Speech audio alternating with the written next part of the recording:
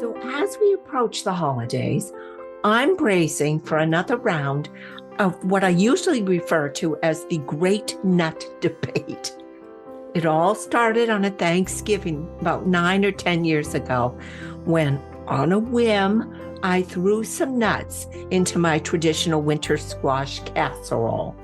Now, the regular recipe calls for the usual butter, brown sugar, some spice. You toss it all together with the squash and you bake it. But it was Thanksgiving, and we always have the same food on Thanksgiving. And that year I thought, well, let's change this up a little bit.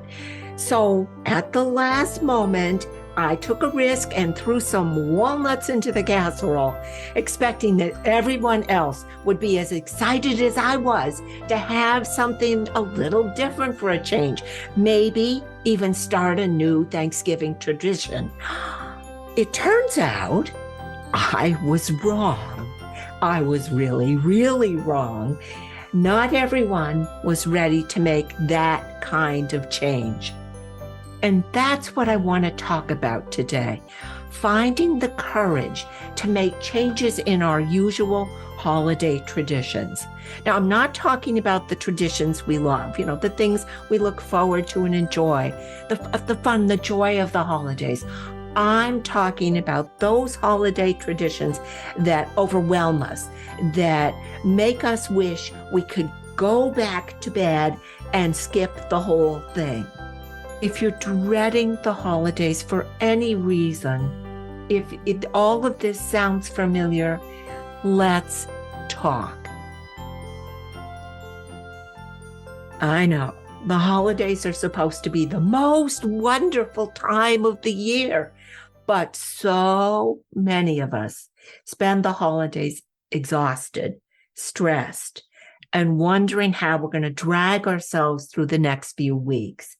After all, there are those to-do lists, the decorating, the shopping, the baking, the wrapping, the trimming, the traveling, and then all of those get-togethers dealing with complicated and sometimes downright difficult relationships, not to mention the overeating, the overdrinking, and the overspending.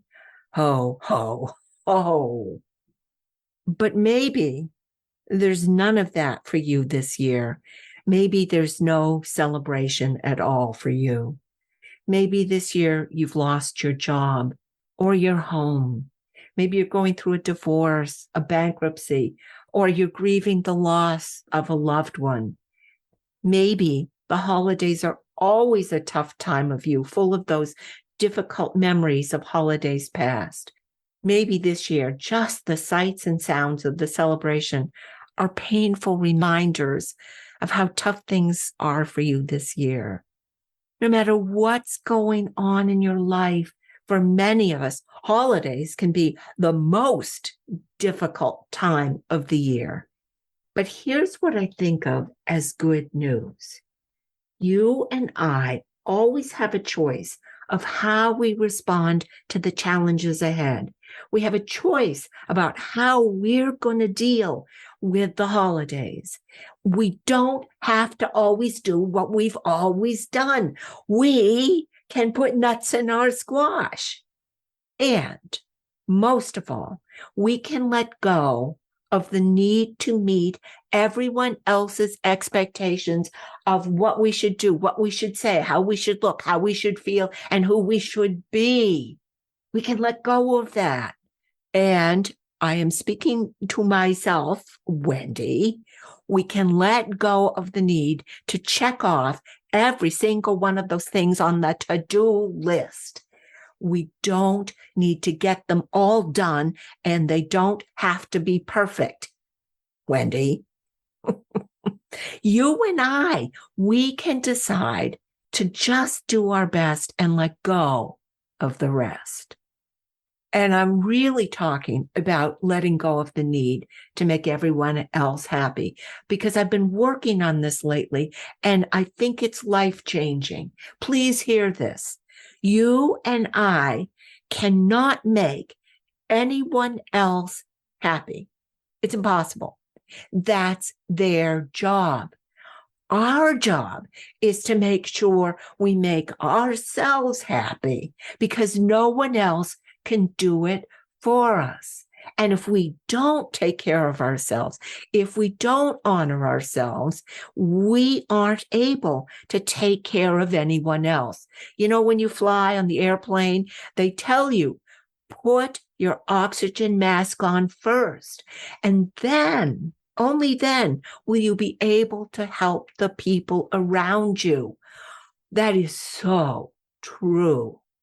So let's agree this holiday season, we can decide to take it on differently. And here are 5 simple commitments we can make. Number 1, this year, we can decide to limit our spending to what we really can afford. No more buying or charging expensive things to please or impress anyone else. Give from your heart. And if you can't afford an expensive gift, for heaven's sakes, make one. Make a batch of fudge or squash. You know, if you're good with your hands, build a birdhouse, knit a scarf. Give from your heart. That's the true gift. Number 2, this year, we can decide to eat only what we love. No more eating to please anyone else. If Aunt Bertha bakes her bundt cake, have a taste, tell her it's delicious, and put it aside. No more mindless eating. Just because the food is on your plate doesn't mean you have to finish it. Make this commitment to yourself. If you don't love it, you don't eat it. Let's nourish ourselves this year by eating the food that brings us pleasure and joy, and make this holiday about loving ourselves with our food and our thoughts. Number 3, this year, no more drinking to please anyone else. Just because everyone else is having a third drink doesn't mean we have to join them. No more drinking to fit in. Now, look, if you want to drink, have it, of course, but let this drinking be on your terms. We're not drinking to please anyone else. We aren't eating to please anyone else this year. We're pleasing ourselves. Number 4, Wendy, this year, when it comes to decorating, baking, cleaning, shopping, wrapping, traveling, visiting, or whatever is on that list, let's decide right at the beginning what's really important to us and what we can reasonably do in the time we have, and then let everything else go. If it's important, someone else will do it.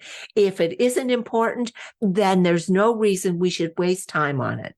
This year, let's invest our time in what we really love and value. And when you get to do the things that are important, the things that are left on that list, enjoy it. These are things we very often only do once a year, and they matter.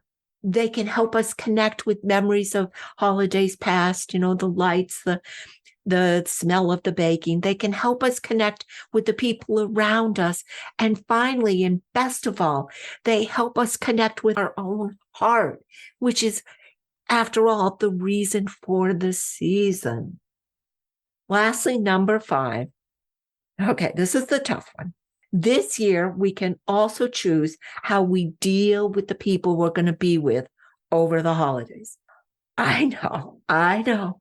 Families can be really challenging, but let me remind us that while we have no control over how other people act, what they say, what they do, we do have control over how we respond.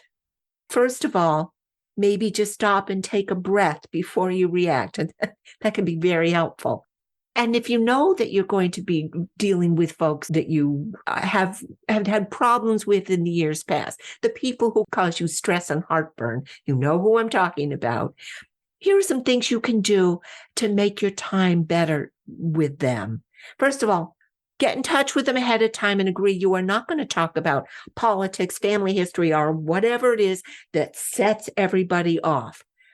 Another thing you can do is decide that this year you're going to refuse to engage.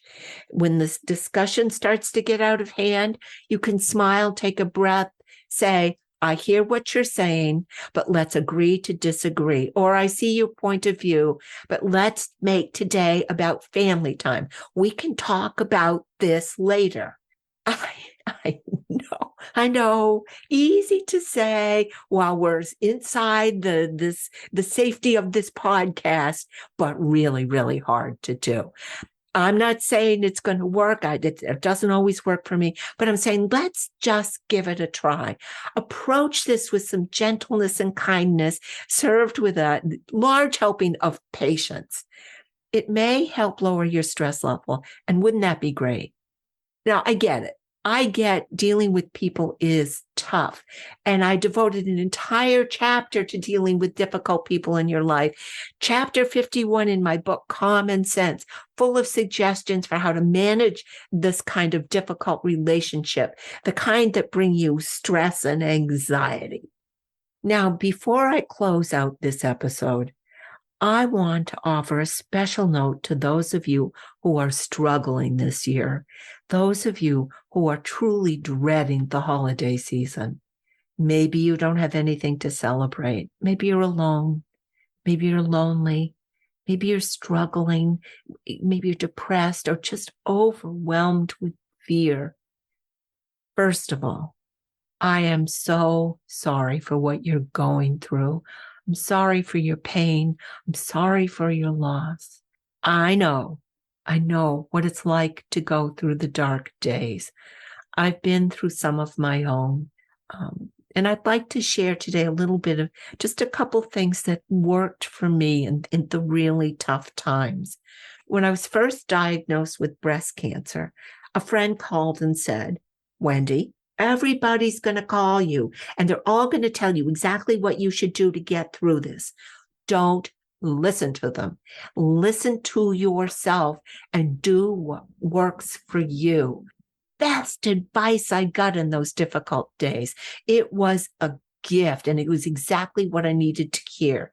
And the best thing I can do is hand that gift to you if you need it right now. Don't listen to anyone else. Listen to yourself and do whatever works for you. If you want to be alone, be alone. If you want to get away for the holidays, take a trip. If you want to avoid parties, don't go. If you want to throw a party, do it. There is no right way, wrong way to get through this. There is just the way that works for you. Later on, when I was struggling with chemo, long struggle, wondering how I was ever going to get through the dark months ahead. Another friend reminded me, she said, Wendy, there's life after chemo. And she was right, there was. So let me remind you, there is life after the holidays. You'll get through it. There will be better days ahead. But that said, let me add, if you're feeling really overwhelmed by worry or panic or depression, please reach out for some extra help and support. Call a trusted friend. Get in touch with your healthcare provider. Getting some help can make things so much easier, especially this time of year. Please don't do this alone. There is help for you, just an email or a phone call away. So let's end by agreeing that this year, the holidays are going to be different. We're going to dare to do something different. We're going to risk embracing new traditions. We're going to honor our needs before we reach out to honor the needs of others. And I don't know about you, but I'm going to put some nuts in my squash.